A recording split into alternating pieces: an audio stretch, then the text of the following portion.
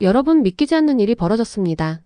세계 메모리 반도체 시장의 73%를 단 하나의 나라, 그것도 석유 한 방울 나지 않는 나라가 장악했습니다. 반도체는 단순한 전자부품이 아닙니다. 스마트폰, 슈퍼컴퓨터, 인공지능, 심지어 군사 무기체계까지 현대 문명의 심장이라 불리는 기술입니다. 그리고 이 기술의 핵심 기술인 고순도 실리카, 고급 반도체 제조 능력. 그 모든 걸 가장 효율적으로 다루는 나라가 바로 한국입니다. 단순히 모래를 가공하는 수준이 아닙니다. 불순물 1ppm 100만 분의 1 이하의 순도를 요구하는 CNN은 초고순도 실리콘 정제 기술이라고 극찬하였고, 반도체를 장악하는 자가 세계 경제를 지배할 것이다 라고 보도했습니다. 한국은 기술 전쟁의 조용한 승자가 되었다라고 이코노미스트는 보도했고, 한국의 반도체 기술은 단순한 제조가 아니라 전략 자산이다. 이는 석유보다 더 치명적인 글로벌 무기가 될 수 있다. 나노 단위에서 회로를 그리는 포토리소그래피 공정. 이 기술 없이 현대식 컴퓨터는 단 하루도 작동할 수 없다고 했는데요. 21세기 국가 경쟁력은 더 이상 석유나 철광석에 달려있지 않다. 교육받은 인재와 첨단 공정 기술이야말로 진짜 지하 자원이다. 한국은 그걸 가장 먼저 이해한 나라 중 하나다라고 보도했습니다. 미국은 이 엄청난 사실을 결코 가볍게 보지 않았습니다. 미국 행정부는 500억 달러 약 65조 원 규모의 반도체 지원법 CHIPS 액트를 통과시켰습니다. 미국의 공식 입장은 단호했는데요. 백악관 발표문. 반도체는 미국 국가안보의 핵심이다. 우리는 기술 공급망을 아시아, 특히 한국과 더욱 긴밀히 연결하고 동시에 자립을 추진할 것이다. 사우디아라비아의 한 교수 압둘라 알마이너스나시르는 오직 석유가 국가의 힘이라 믿어왔습니다. 천연자원이 없는 나라가 강대국이 된다는 건 상상조차 하지 않았죠. 과연 이 교수는 하버드 회의장에서 한국의 기술과 혁신을 마주하고 무엇을 깨닫게 될까요? 석유만 믿던 사막의 교수가 한국을 보고 충격에 빠진 이유. 지금부터 함께 확인해 보시죠. 제1장 평범한 일상과 모험의 부름. 리야드의 아침 햇살이 제 창문으로 쏟아지고 있었어요. 기도 시간을 알리는 소리가 들리는 가운데 저는 출근 준비를 하고 있었죠. 제 이름은 압둘라 알마이너스나시르입니다. 리야드 기술대학교 교수로 일하고 있어요. 사우디아라비아의 석유와 그것이 우리 미래에 얼마나 중요한지에 대해 가르치고 있었죠. 제 사무실 벽에는 여러 상패들이 걸려 있었어요. 이곳에서 20년 동안 일해왔어요. 우리나라가 자연자원 덕분에 어떻게 강력한 위치를 유지할 수 있는지 연구하고 있었죠. 책상 위에는 제가 사우디아라비아의 미래에 대한 중요한 강연을 한 후 왕세자와 함께 찍은 사진이 놓여 있었습니다. 커피에 카다문을 넣어 마시면서 최신 논문 작업을 하고 있었어요. 자연자원이 풍부한 국가들이 항상 세계에서 가장 강력한 위치를 차지할 것이라는 내용을 쓰고 있었죠. 여러 나라와 그들의 기술에 대한 부분에 이르렀을 때 잠시 멈췄어요. 그리고 한국에 대해 몇 마디 적었죠. 감성적인 작은 나라로 다른 나라의 기술을 모방할 뿐이다. 저는 항상 진정한 힘은 석유처럼 그 나라 땅에 있는 것에서 나온다고 믿어왔어요. 사람들이 공장에서 만들어내는 것에서 오는 게 아니라고 생각했죠. 제 조교 타리크가 오늘의 우편물을 들고 들어왔어요. 알마이너스나시르 교수님, 하버드에서 온 편지입니다. 그가 말하며 고급스러운 봉투를 건네고 있었어요. 저는 봉투를 열어 하버드 대학교에서 열리는 특별회의에 대한 내용을 읽었어요. 주제는 기술 우위와 자원 공급망이었죠. 주 연사는 마이클 브라운 교수였는데 그는 한국 기술에 대해 좋게 평가하는 논문들을 써온 미국 교수였어요. 가실 건가요, 교수님? 타리크가 물었어요. 저는 의자에 곧게 앉으며 대답했죠. 그래, 가야겠어. 무엇이 진정으로 국가를 강력하게 만드는지 진실을 알려줄 사람이 필요하니까. 그날 밤 가장 좋은 옷을 싸면서 회의에서 무슨 말을 할지 생각하고 있었어요. 석유와 천연자원이 있는 나라들이 단순히 물건을 만드는 나라들보다 왜 더 중요한지 설명하고 싶었거든요. 미국으로 떠날 준비를 하면서 저는 제 세계관이 도전받게 될 줄은 몰랐어요. 권력과 기술에 대한 제 모든 믿음이 바뀌게 될 거라고는 상상도 못하고 있었죠. 제 생각에 사우디아라비아는 석유가 있어서 위대했어요. 한국 같은 나라들은 천연자원이 없어서 그렇게 중요하지 않다고 생각했죠. 하버드로 가는 여행을 계획하면서 그렇게 믿고 있었어요. 초대장을 다시 보니 회의에는 전 세계에서 온 중요한 사람들이 참석할 예정이었어요. 제 생각을 방어할 준비가 필요했죠. 천연자원이 기술보다 왜 더 중요한지 설명해야 했으니까요.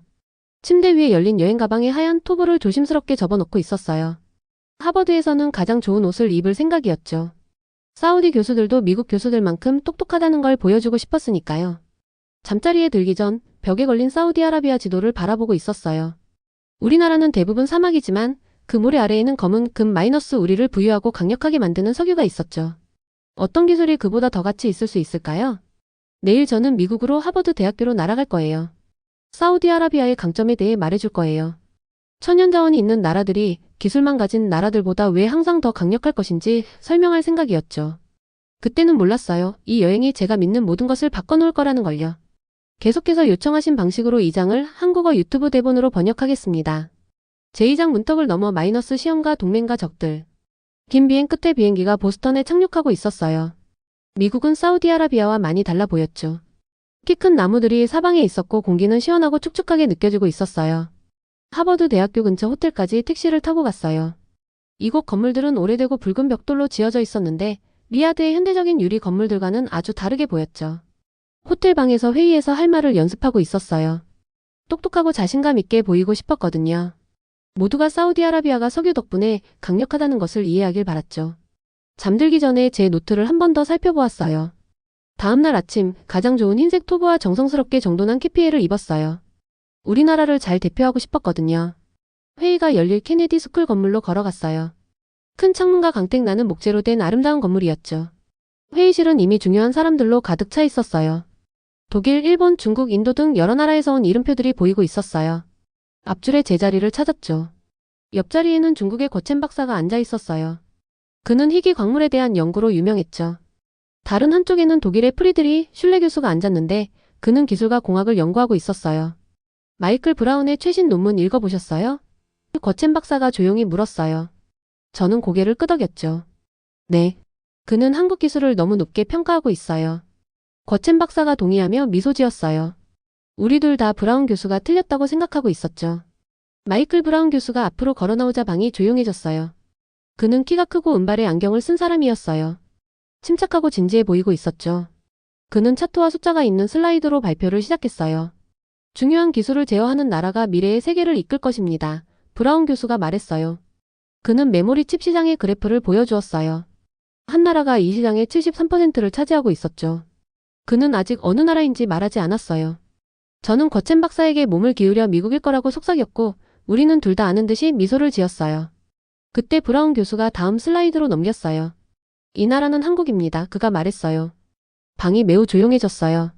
저는 놀라고 약간 화가 나고 있었어요. 한국 같은 작은 나라가 어떻게 그렇게 중요한 시장의 많은 부분을 통제할 수 있단 말인가요? 저는 손을 들었고 브라운 교수가 고개를 끄덕였어요. 브라운 교수님, 한국은 이런 칩을 만들기 위한 원자재조차 가지고 있지 않습니다. 제가 말했어요. 그들은 미국 광산에서 고순도 석영을 가져옵니다. 미국 디자인을 사용하고요. 어떻게 그들이 기술을 주도한다고 할 수 있나요? 브라운 교수가 공손하게 미소 지었어요. 좋은 질문입니다. 알마이너스나시르 박사님. 한국이 모든 원자재를 생산하지 않는다는 말씀이 맞습니다. 하지만 가장 중요한 것은 이러한 자재를 처리하는 방법, 품질 관리, 그리고 그들의 뛰어난 인력입니다. 저는 그의 대답이 마음에 들지 않았어요. 팔짱을 끼고 의자에 기대 앉았죠. 브라운 교수가 계속 말하고 있었어요. 이제 그는 모래에 대해 이야기하고 있었죠. 물과 모래가 현대 문명의 기초라고 설명했어요. 컴퓨터 칩을 만들기 위해서는 고순도의 실리카 모래가 필요하다고 했죠. 저는 다시 끼어들었어요.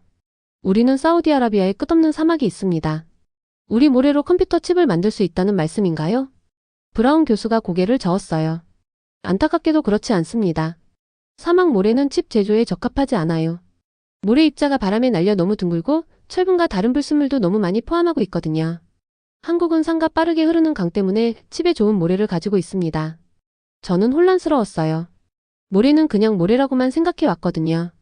서로 다른 용도로 쓰이는 여러 종류의 모래가 있다는 걸 몰랐죠. 석유나 모래 같은 천연자원을 가지고 있으면 국가가 강력해진다고 항상 믿어왔는데 이제 우리의 끝없는 사우디 모래가 가장 가치 있는 기술에는 쓸모없다는 말을 듣고 있었어요.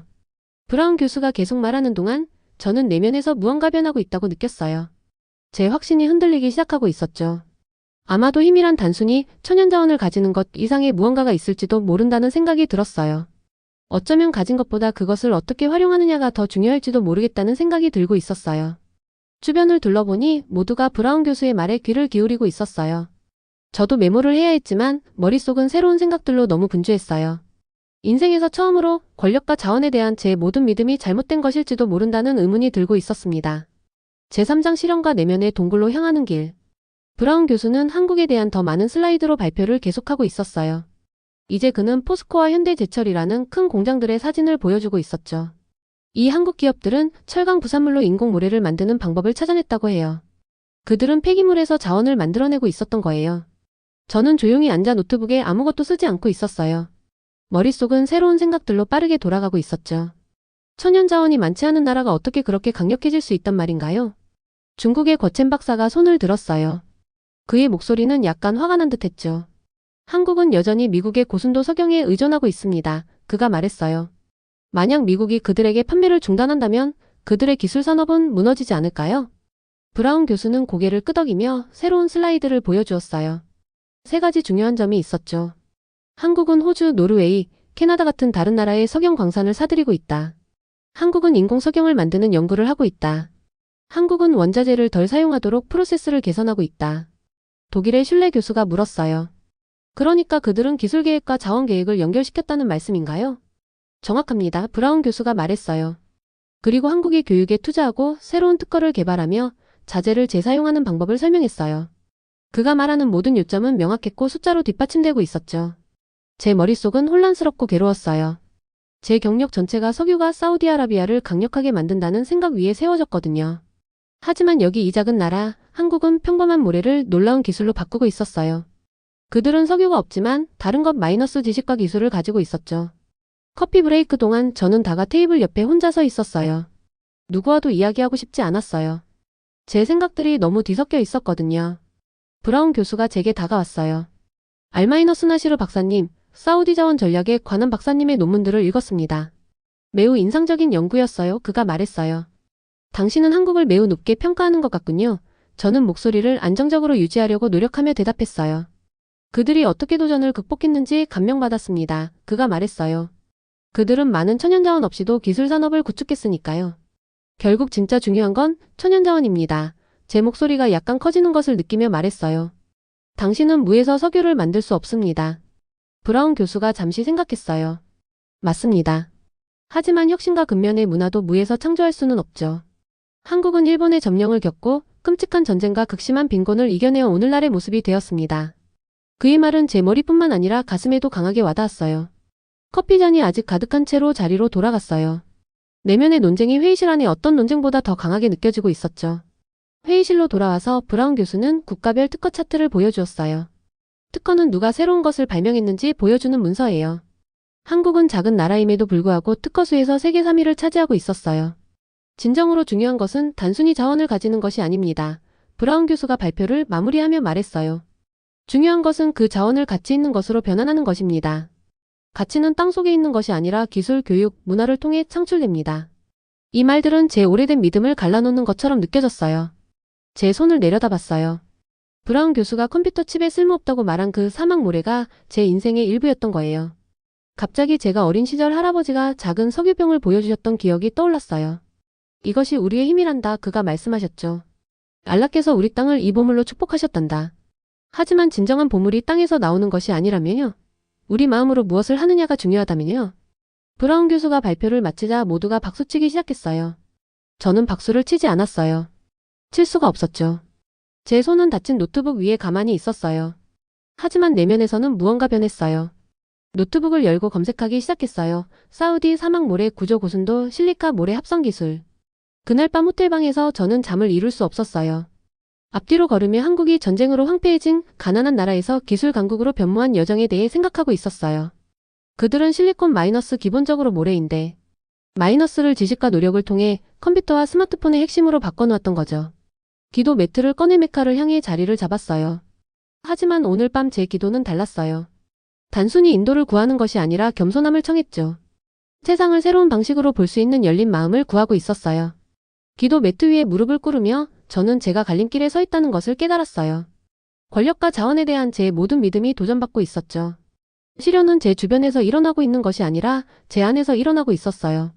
옛 생각들이 새로운 가능성과 싸우고 있었죠. 창밖으로 케임브리지의 불빛이 어둠 속에서 빛나고 있었어요. 우리가 자원과 미래에 대해 다르게 생각한다면 사우디아라비아에서 어떤 빛을 만들어낼 수 있을지 궁금해졌어요. 제사장 깨달음과 변화. 다음날 아침 저는 뭔가 달라진 기분으로 눈을 떴어요. 호텔 창문으로 햇살이 비치고 있었지만 저는 그것을 새로운 눈으로 바라보고 있었죠. 간단한 아침 식사 후 세미나 둘째 날을 위해 돌아갔어요. 오늘의 방은 더 작았고 약 30명 정도만 모여 있었어요. 제가 자리에 앉자 브라운 교수가 고개를 끄덕이며 저를 알아봤어요. 그는 여러 나라의 인구당 특허수를 보여주는 차트로 시작했어요. 한국은 훨씬 더 큰 나라들보다 앞서 3위를 차지하고 있었죠. 혁신은 크기에 관한 것이 아닙니다. 브라운 교수가 설명했어요. 집중력, 교육, 그리고 새로운 아이디어를 가치 있게 여기는 문화를 만드는 것이죠. 오늘은 더 주의 깊게 듣고 있었어요. 더 이상 반박할 논리를 계획하지 않았어요. 대신 진정으로 이해하려고 노력하고 있었죠. 점심시간에 저는 구내식당의 조용한 구석에 혼자 앉았어요. 휴대폰으로 저의 고향인 리야드의 사진들을 보고 있었죠. 사막 햇살 아래 빛나는 높은 유리 건물들이 보였어요. 이 건물들은 석유 돈으로 지어진 것이었죠. 하지만 석유가 고갈되면 어떻게 될까요? 그때는 우리가 무엇을 지를 수 있을까요? 오후 세션에서 브라운 교수는 한국 반도체 공장의 영상을 보여주었어요. 작업자들은 전신을 덮는 특수 흰색 슈트를 입고 있었고 공기는 가장 작은 먼지 입자까지 제거하도록 걸러지고 있었어요. 손가락 끝보다 작은 기계들이 실리콘 칩에 패턴을 만들고 있었죠. 이 패턴들은 너무 작아서 강력한 현미경이 있어야만 볼 수 있을 정도였어요. 이 공장은 브라운 교수가 말했어요. 지구상의 어떤 유전보다 제곱미터당 더 많은 가치를 생산합니다. 그 말은 번개처럼 저를 강타했어요. 유전보다 더 많은 가치라고요? 어떻게 그것이 가능할까요? 영상 후 브라운 교수는 한국이 어떻게 기술 산업을 단계적으로 구축했는지 설명했어요. 그들은 많은 천연 자원이 없었어요. 석유도 없었죠. 하지만 배우고 열심히 일할 의지가 있는 사람들이 있었어요. 그들은 교육에 투자했고 가장 똑똑한 학생들을 다른 나라로 유학 보냈어요. 그리고 그 학생들이 귀국해서 새로운 산업을 건설했죠. 가장 가치 있는 자원은 브라운 교수가 말했어요. 땅 속에 있는 것이 아닙니다. 마음속에 있는 것이죠. 내 안에서 뭔가가 맞아떨어졌어요. 갑작스러운 이해가 파도처럼 저를 덮쳤죠. 우리가 해외로 보내는 수천 명의 사우디 학생들이 생각났어요. 세계 최고의 대학에서 배우는 수많은 똑똑한 젊은이들. 만약 우리가 단순히 추출하는 것이 아니라 창조하는 데 집중한다면 그들이 무엇을 만들어낼 수 있을까요? 세션이 끝나도 서둘러 나가지 않았어요. 자리에 앉아 생각하고 있었죠. 브라운 교수가 제게 다가왔어요. 오늘은 조용하셨네요. 알마이너스 나시르 박사님, 그가 말했어요. 생각하고 있었습니다. 저는 간단히 대답했어요. 어떤 생각을 하셨나요? 저는 그를 올려다봤어요. 만약 우리가 석유를 뽑아내는 데 들이는 노력만큼 기술을 만드는 데 노력을 기울인다면 사우디아라비아가 어떻게 될 수 있을지 궁금했습니다. 브라운 교수가 미소 지었어요. 승리의 미소가 아니라 이해의 미소였죠. 그는 제 옆 테이블에 명함을 놓았어요. 혹시 우리 대학들 간의 공동 연구에 대해 논의하고 싶으시면 연락해 주세요. 그가 떠나기 전에 말했어요. 그날 저녁 저는 다른 교수들과의 공식 만찬을 건너뛰었어요. 대신 찰스 강을 따라 걸었죠. 학생들이 조깅하며 지나가고 있었고 커플들은 손을 잡고 걷고 있었어요. 젊은이들 한 무리가 잔디밭에 앉아 노트북을 펴놓고 어떤 프로젝트를 함께 작업하고 있었죠. 우리 사우디 학생들에 대해 생각했어요. 많은 학생들이 미국에 와서 공부한 후 귀국해 석유 회사나 정부에서 일하고 있었죠. 하지만 대신 새로운 산업을 만든다면 어떨까요? 우리의 사막 모래를 가치 있는 것으로 변환하는 기술을 만든다면 어떨까요? 호텔 방으로 돌아와 노트북을 열고 글을 쓰기 시작했어요. 브라운 교수에 대한 반박이 아니라 사우디아라비아를 위한 새로운 아이디어였죠. 교육에 더 많이 투자한다면 어떨까요? 새로운 소재를 위한 연구센터를 세운다면 어떨까요? 석유가 고갈된 후에도 지속될 산업을 만들기 위해 석유 돈을 사용한다면 어떨까요? 밤늦게까지 글을 쓰고 있었어요. 손가락이 키보드 위를 빠르게 움직이고 있었죠. 전에는 생각해보지 않았던 아이디어들이 흘러나오고 있었어요. 마치 새로운 것을 발견하는 아이처럼 신나는 기분이 들었어요. 오랜 세월 만에 처음으로 우리나라의 다른 종류의 미래에 대한 희망을 느끼고 있었죠. 자정쯤 발코니로 나가 별들을 바라봤어요. 리야드에서 보는 것과 같은 별들이었지만 오늘 밤에는 다른 이야기를 들려주는 것 같았어요. 우리가 가진 것에 관한 이야기가 아니라 우리가 창조할 수 있는 것에 관한 이야기였죠. 저는 제가 변했다는 것을 깨달았어요. 천연자원만을 믿었던 사막의 교수가 새로운 가능성을 보는 사람으로 변화하고 있었죠. 여전히 우리나라가 자랑스러웠지만 이제는 단지 석유로만 알려지기보다 아이디어, 혁신, 그리고 사람들로 알려지길 바라고 있었어요. 이것이 제 깨달음이었어요. 진정한 힘은 땅에서 가져가는 것이 아니라 마음으로 창조하는 것에서 온다는 것을요. 제5장 귀환과 영약의 귀환. 3주 후 저는 리야드 기술대학교 강의실에 서 있었어요. 친숙한 분필가루 냄새가 공기를 채우고 있었죠. 햇빛이 창문을 통해 들어와 타일 바닥에 밝은 패턴을 만들고 있었어요. 학생들이 노트를 펴고 펜을 준비한 채 앉아 있었죠. 그들은 제가 미국에 가기 전과 똑같아 보였지만 저는 변했어요. 깊은 숨을 들이쉬고 강의를 시작했어요. 오늘은 현대 세계에서 한 나라를 진정으로 강력하게 만드는 것이 무엇인지 논의해 보겠습니다. 첫 번째 슬라이드를 클릭했어요. 두 장의 사진이 나란히 보이고 있었죠. 하나는 펌프가 위아래로 움직이는 유전이었고 다른 하나는 흰 슈트를 입은 작업자들이 컴퓨터 칩을 만드는 반도체 공장의 클린룸이었어요. 수년 동안 계속해서 말했어요. 우리는 땅 밑에 무엇이 있는지로 국가의 힘을 측정해 왔습니다. 석유, 금, 광물 이런 천연자원들이 국가를 부유하고 강력하게 만들었죠. 학생들이 고개를 끄덕였어요. 이것은 제가 항상 가르쳐온 내용이었죠. 하지만 오늘은 달랐어요. 하지만 이제 새로운 것을 생각해 보세요. 만약 가장 큰 힘이 우리가 땅에서 가져가는 것이 아니라 우리 마음으로 창조하는 것에서 온다면 어떨까요? 다음 슬라이드로 넘겼어요. 모래 알갱이 옆에 컴퓨터 칩이 보이고 있었죠. 이 칩은 우리 사막에 있는 것과 비슷한 단순한 모래로 시작했습니다. 하지만 지식, 기술, 그리고 테크놀로지를 통해 그것은 무게당 금보다 더 가치 있는 것으로 변환되었죠. 학생들의 얼굴에서 혼란을 볼 수 있었어요. 한 학생이 손을 들었죠. 알마이너스 나시르 교수님, 석유가 더 이상 중요하지 않다는 말씀인가요? 석유는 여전히 매우 중요합니다. 제가 설명했어요. 하지만 영원히 지속되지는 않을 거예요. 그리고 우리가 석유를 팔 때 한 번 팝니다. 하지만 기술을 만들 때 우리는 그것을 계속해서 팔 수 있고 매번 개선할 수 있죠. 다음 1시간 동안 미국에서 배운 것을 공유했어요. 천연자원이 거의 없지만 교육과 기술을 통해 강력해진 한국에 대해 이야기했죠. 반도체 공장이 어떻게 유전보다 더 많은 가치를 창출하는지 보여주었어요. 석유 없이도 어떻게 국가가 부유하고 영향력 있게 될 수 있는지 설명했죠. 수업 후 동료 파하드 교수가 복도에서 저를 멈춰 세웠어요. 그의 이마에 걱정의 주름이 잡히고 있었죠. 압둘라, 이건 평소 강의와 꽤 다르네. 미국에서 무슨 일이 있었던 거야? 저는 살짝 미소 지었어요. 우리의 가장 큰 자원이 발밑에 있는 게 아니라는 걸 깨닫게 해준 사람을 만났어. 바로 여기에 있는 거지. 저는 관자놀이를 두드렸어요. 그날 저녁 사무실에서 새로운 연구 제안서를 시작했어요. 사우디 합성재료 과학. 목표는 사우디아라비아가 어떻게 일반적인 재료를 가치 있는 기술 제품으로 변환할 수 있는지 연구하는 것이었죠. 특히 우리의 모래에 집중하고 싶었어요. 그 아래에 있는 것을 추출하는 것이 아니라 모래 자체를 변환하는 거였죠. 하버드의 브라운 교수에게 이메일을 보내 우리 대학들 간의 공동 연구 프로젝트를 제안했어요. 사우디 학생들이 미국에서 고급 재료 과학을 공부한 다음 귀국해서 여기에 새로운 산업을 세울 수 있다고 제안했죠. 집에 가기 전 책상 위에 있는 할아버지 사진을 바라봤어요. 그는 석유가 우리나라를 가난에서 부로 변화시키는 것을 본 단순한 사람이었죠. 세상이 다시 변하고 있어요. 제가 그의 사진에 말했어요. 그리고 우리도 그것과 함께 변해야 합니다. 집으로 가는 길에 수년 동안 주요 교차로에 서있던 거대한 광고판을 지나쳤어요. 그것은 사우디아라비아의 자부심과 힘이라는 문구와 함께 석유 시추탑을 보여주고 있었죠. 처음으로 저는 다른 광고판을 상상했어요. 사우디아라비아의 미래라는 문구와 함께 실험실에 있는 젊은 사우디 과학자들을 보여주는 것을요. 다음날 아침 대학 총장을 만났어요. 고급 재료와 기술에 초점을 맞춘 새로운 학과를 제안했죠. 우리의 석유부를 일부 사용해 가장 똑똑한 학생들이 새로운 기술을 만들 수 있는 연구센터를 건설하자고 제안했어요. 야심찬 계획이군요. 총장이 제 제안서를 훑어보며 말했어요. 사우디아라비아는 항상 야심차왔습니다. 제가 대답했어요. 그렇게 석유 산업을 건설했죠. 이제 우리는 새로운 방식으로 야심차야 합니다. 그의 사무실을 나서면서 흥분과 평화를 동시에 느꼈어요. 앞으로의 길이 쉽지 않을 것이란 걸 알고 있었죠. 한 나라의 생각 방식을 바꾸는 데는 시간이 걸려요. 새로운 아이디어에 저항하는 사람들도 있을 거고요. 하지만 저는 그 도전에 준비되어 있었어요. 그날 밤 발코니에 서서 리야드의 스카이라인을 바라보고 있었어요. 현대적인 건물들이 사막을 배경으로 빛나고 있었죠. 도시 너머로는 끝없는 모래를 가진 광대한 사우디 사막이 펼쳐져 있었어요. 한때 저는 이 모래가 기술에는 쓸모없다고 생각했었죠. 오늘은 아닐지라도 혼잣말로 속삭였어요. 언젠가는 우리의 사막 모래조차 귀중한 것으로 변환할 수 있을 거예요. 얼마나 많이 변했는지 생각했어요. 불과 몇 주 전만 해도 천연자원이 있는 나라들만이 진정으로 강력할 수 있다고 믿었어요. 이제 저는 진정한 힘이 지식, 혁신, 그리고 단순한 재료를 가치 있는 기술로 변환하는 능력에서 온다는 것을 이해했어요.